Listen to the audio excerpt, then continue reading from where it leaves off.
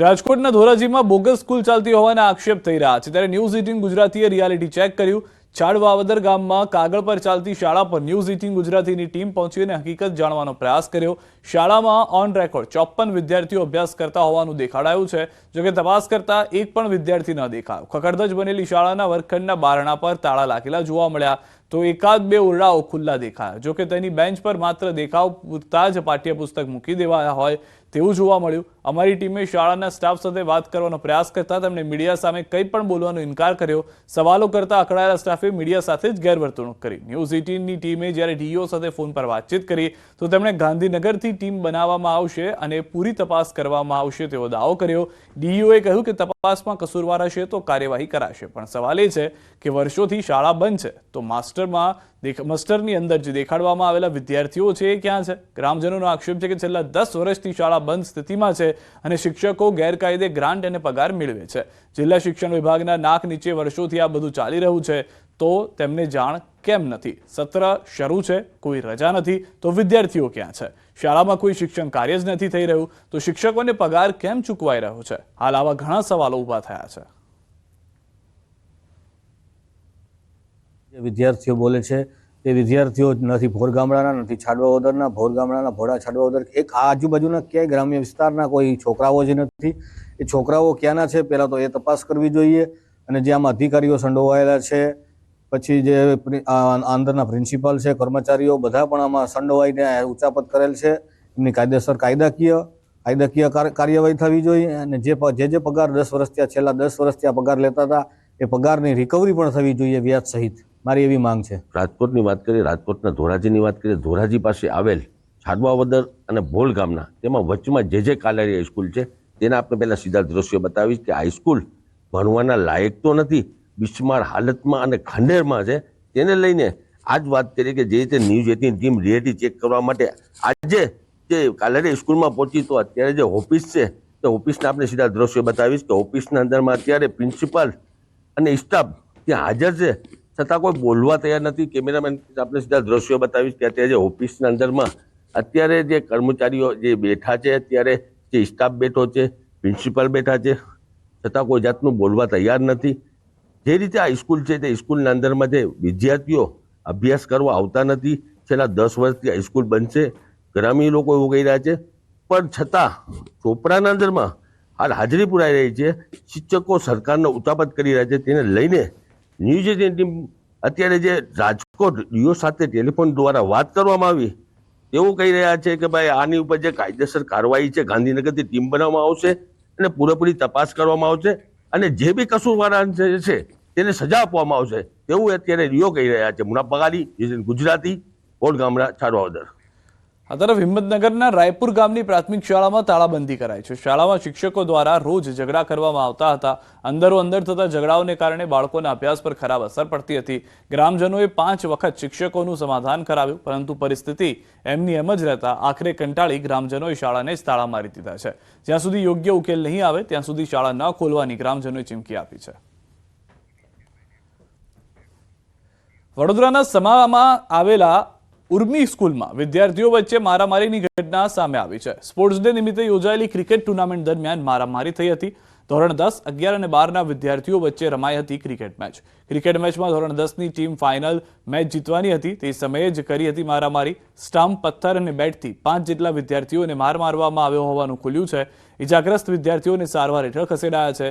એક વિદ્યાર્થીને માથાના ભાગે પથ્થર વાગ્યો હોવાની આશંકા સેવાઈ રહી છે। સમગ્ર મામલે હાલ સ્કૂલ મેનેજમેન્ટ પર પણ સવાલ ઉઠી રહ્યા છે।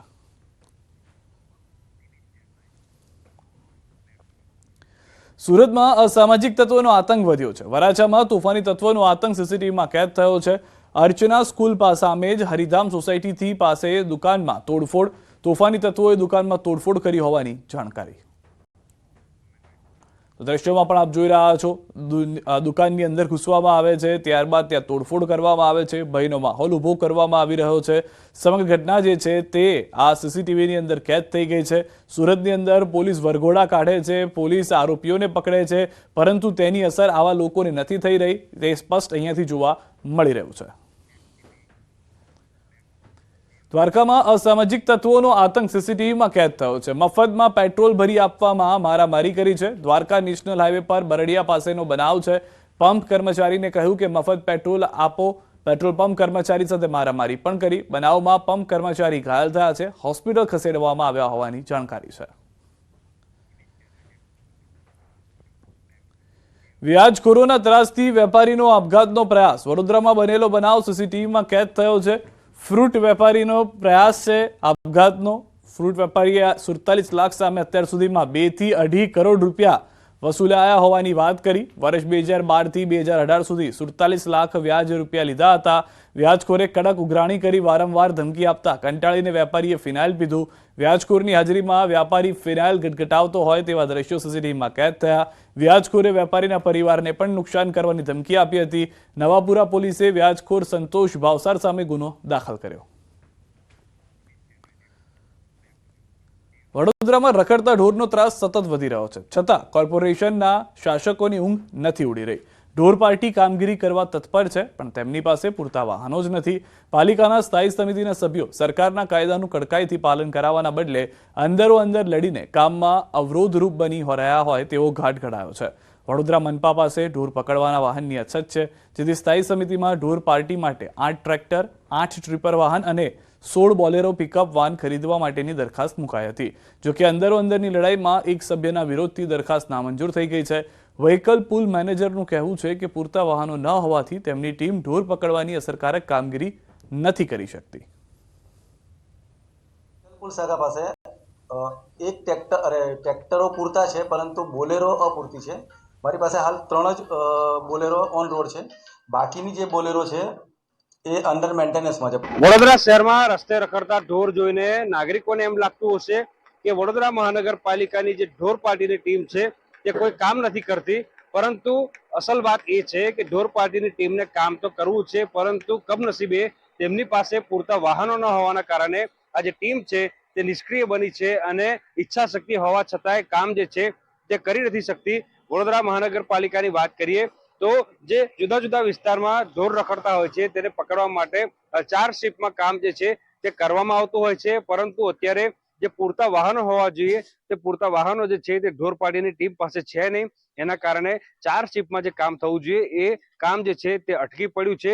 જે વડોદરા મહાનગરપાલિકાના સત્તાધીશો છે તેમાંના કેટલાક સત્તાધીશો એવા છે કે તેમની ઈચ્છા શક્તિના અભાવને કારણે આજે નાગરિકો જે છે તે પોતાના જીવ જોખમમાં મૂકી રહ્યા છે, કારણ કે રસ્તે જે રખડતા ઢોર છે તે નાગરિકોને જે પોતાનો શિકાર બનાવી રહ્યા છે, અડફેટે લઈ રહ્યા છે, લોકો ઈજાગ્રસ્ત થઈ રહ્યા છે.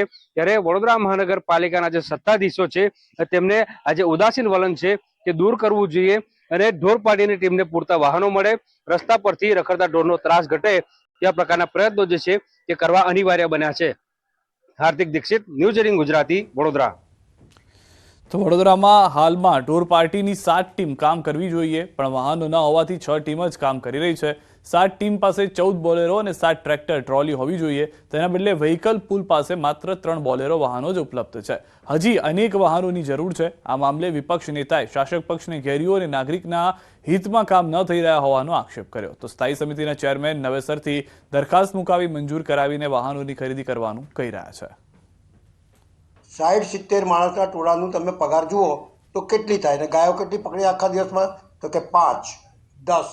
એટલે ખાલી લોકોને બતાડવા પૂરતું જે કામગીરી થઈ રહી છે એ શહેરના નગરજનોના હિતમાં નથી. ટૂંક સમયમાં ઢોર પાર્ટીને સગવડ મળે એ માટે વ્હીકલ પુલ દ્વારા આ સાધનોની ખરીદી કરવાની છે. એ માટે